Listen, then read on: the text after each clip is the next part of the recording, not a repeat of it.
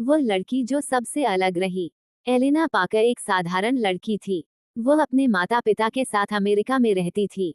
उसकी उम्र 27 साल थी। वह दयालु, विनम्र और ईमानदार थी।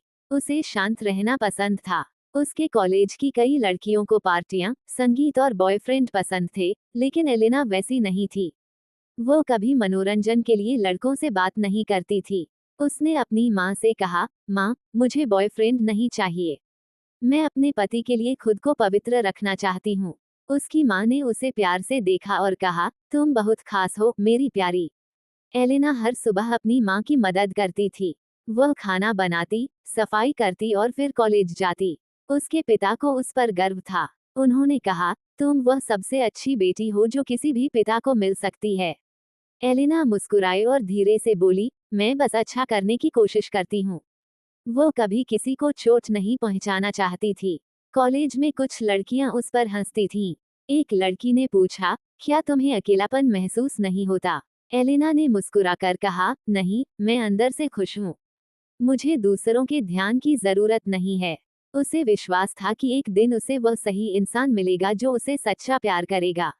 एक रात उसके पिता ने कहा, एलेना, तुम अब 27 साल की हो गई हो। तुम्हें शादी कर लेनी चाहिए। एलेना ने जवाब दिया, पापा, आप मेरे लिए चुनाव कर सकते हैं।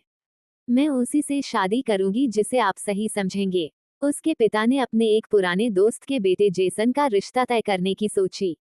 जेसन एक कंपनी चलाता था और अमीर था। एलेना के पिता जेसन की बुरी आदतों के बारे में नहीं जानते थे। एलेना ने शांति से कहा, अगर आपको लगता है कि वह सही है, तो मैं उससे मिलूंगी। अध्याय 2, प्रस्ताव, द प्रपोजल। जेसन और उसके माता पिता एलेना से मिलने आए। जेसन ने बहुत विनम्रता से बात की। एलेना ने चुपचाप ईश्वर से प्रार्थना की कि वो उसका सही मार्गदर्शन करें। एलेना के माता पिता बहुत खुश थे। उन्हें लगा कि जेसन एक आदर्श दामाद होगा। जब एलेना से पूछा गया, तो उसने कहा, अगर आप दोनों को लगता है कि वो अच्छा है, तो मैं शादी कर लूंगी। शादी की तैयारियां शुरू हो गईं। जेसन उसे फोन करता और अपने बिजनेस और दोस्तों की बातें करता।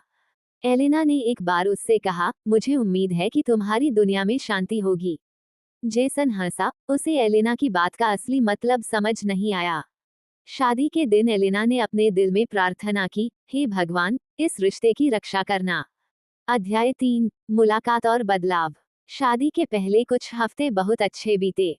जेसन उसे बाहर ले जाता और उपहार देता। लेकिन धीरे धीरे चीजें बदलने लगी। जेसन घर देर से आने लगा। एक रात वह नशे में धुत होकर आया और एलेना पर चिल्लाया।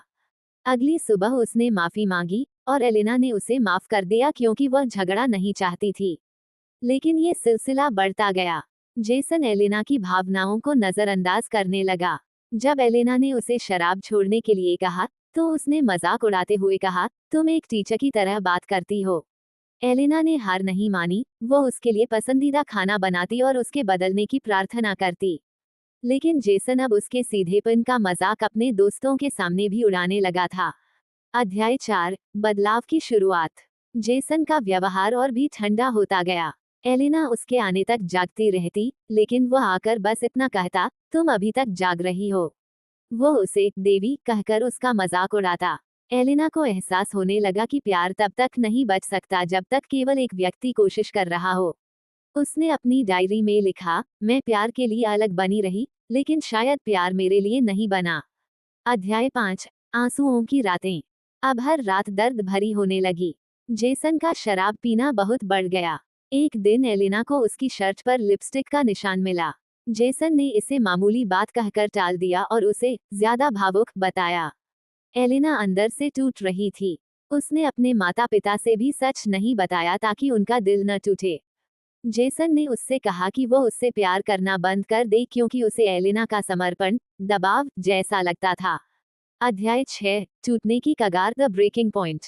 एक रात जेसन ने घर में औरतों के साथ शराब पी। उसने एलिना को नौकर की तरह व्यवहार करने पर मजबूर किया। एलिना की बर्दाश्त की सीमा खत्म हो गई। वह बेहोश हो गई और उसे अस्पताल ले जाया गया। उसके पिता को सच्चाई का पता चल गया। उन्होंने कहा, तुम्हें वापस वहां जाने की जरूरत नहीं है। जेसन अस्पताल नहीं आया। एलिना ने तलाक के कागजों पर हस्ताक्षर कर दिए। उसे अपनी आजादी का दुख तो था, लेकिन वह अब और नहीं सह सकती थी। जेसन को भी पहली बार एलेना की कमी महसूस हुई जब उसने बिस्तर का दूसरा हिस्सा खाली देखा। अध्याय 7, एक नई शुरुआत। एलेना एक छोटे अपार्टमेंट में रहने लगी और स्कूल में बच्चों को पढ़ाने लगी। वह अब कमजोर नहीं थी। उसने उन महिलाओं की मदद करना शुरू किया जो उसी की तरह मुश्किलों से गुजर रही थीं। उसने सीखा कि कुछ अंत दुखद नहीं होते, वे शांति की शुरुआत होते हैं। अध्याय 8, पछतावा। समय बीतता गया। जेसन की कंपनी डूबने लगी और उसके दोस्त भी उसे छोड़ गए। उसने एलेना को माफी का संदेश भेजा, लेकिन एलेना ने जवाब नहीं दिया। बाद में वे एक कार्यक्रम में मिले। जेसन ने कहा, मैंने सब कुछ बर्बाद कर दिया। एलेना ने शांति से कहा, नहीं, तुमने मुझे सिखाया कि असली शांति क्या होती है। एलेना अब पूरी तरह स्वतंत्र और खुश थी। उसने अपनी डायरी में आखिरी पंक्ति लिखी, कुछ लोग आपको तोड़ने के लिए जीवन में आते हैं, लेकिन वे अंततः आपको और मजबूत बना देते हैं।